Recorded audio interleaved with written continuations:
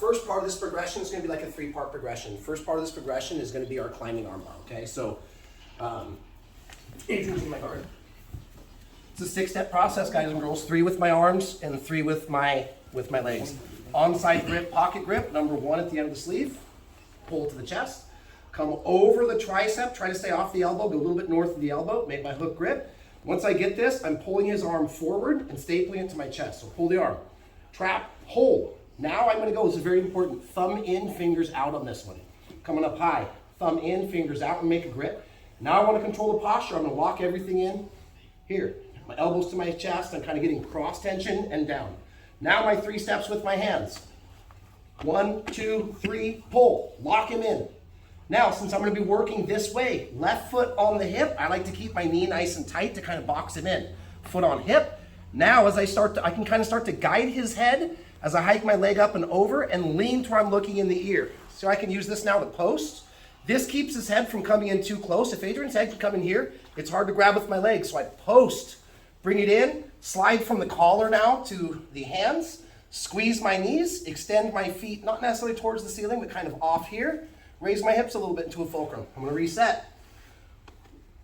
1, 2, 3, pull. 1, 2, 3, finish. Last time. 1, 2, 3, pull. 1, 2, post. 3, wrist, squeeze, squeeze, extend. Hips up, climbing armbar.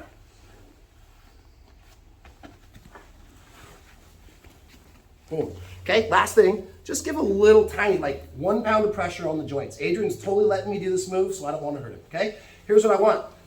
I will put time on the clock so I know how much time we spent. I want like 5 on this arm, 5 on this arm, and then switch. If you guys both get through 5 and 5, then go to like 3 and 3, 2 and 2 until everybody's done. Ready? 1, 2, 3. Okay, so part 2. This is, as I mentioned during our bow in, this is like a chain grappling, if you will. So now I'm going to throw the same armbar. So I get another rep doing my, what I call the climbing armbar. I'm kind of climbing up their body and then I'm kind of climbing up with my legs. Just like when I go up a ladder, I'm kind of getting a grip and then using it. So this is what I like to call the climbing armbar. So I'm going to go climbing armbar. But now, as I get into the armbar, Adrian happens to know the counter. Remember when we're working the other side of this drill? For the person on top, if I go armbar, they're going to catch their arms together. They're going to get their weight over the top of me and stack, and then they pull out their elbow. Well, there's something we like to call the Afterlife Armbar. It just gives me a second chance at an armbar.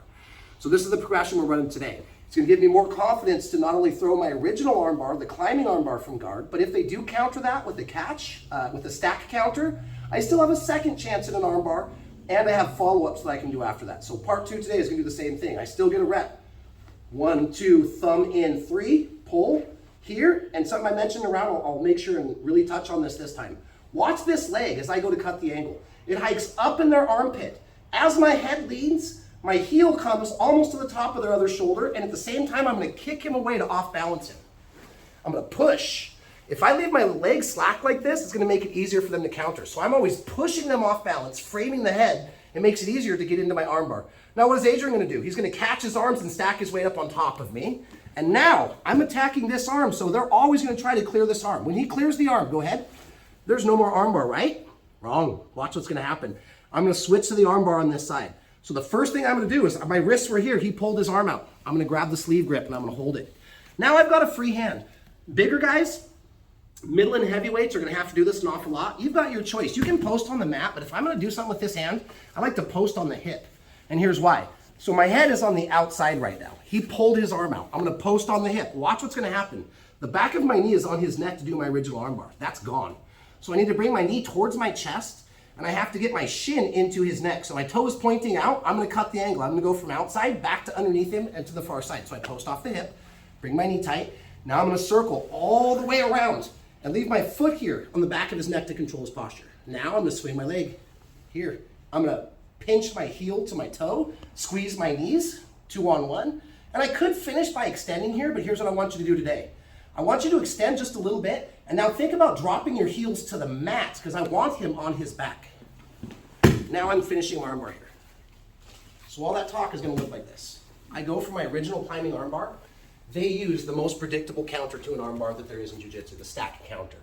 When they do, I'm going to switch arms, switch positions. I'm going to put them on their back and finish with my second armbar we like to call the Afterlife Armbar. So again, less talk this time, more action. 1, 2, 3. 1, kick him away. 2, he goes into a stack counter. He pulls his arm out. I'm gonna switch, grab this arm, post the hip. My head's on the outside. I need to slip my knee under. My toe has to totally change positions. Here, and don't try and finish from the bottom. Try to pull him tight, drive my heels to the mat. Sit up.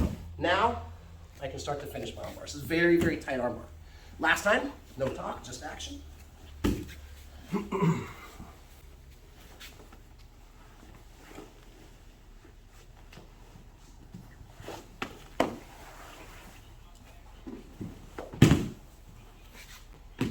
If you have any questions, I'll be around, okay? You'll feel weird at first. Here's what I want. You guys can switch 5 and 5 on either arm if you want, but what I prefer is for you guys to get, especially your first or second time you see this, get really good at going to one side.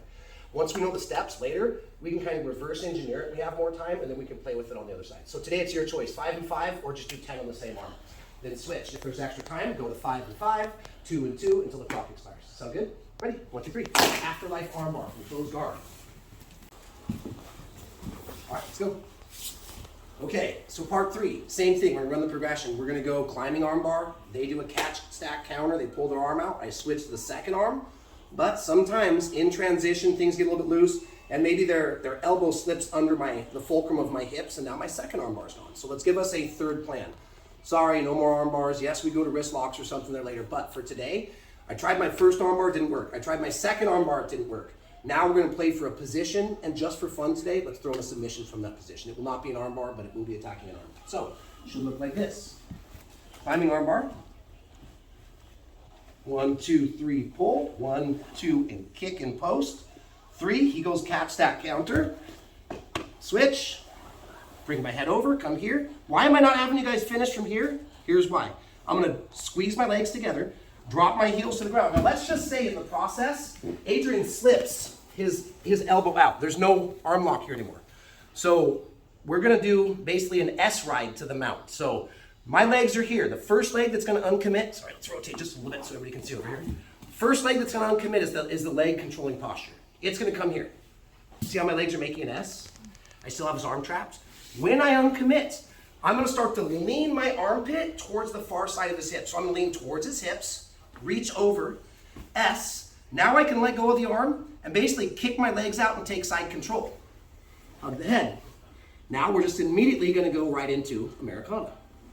Post up, grab the Americana, lock it, drop it, pin it, lift it. So we're gonna go from 2 arm bars into a positional exchange, and then I'm gonna hit the Americana. Should look like this. Climbing arm bar. He runs the counter. I knock him down. Goes back, lean for the hip. Uncommit, now I can let go of the hand, start to reach for the head. Once I stabilize the position. And I'm in. Very last time. Let's change the angle a little bit so we can see it.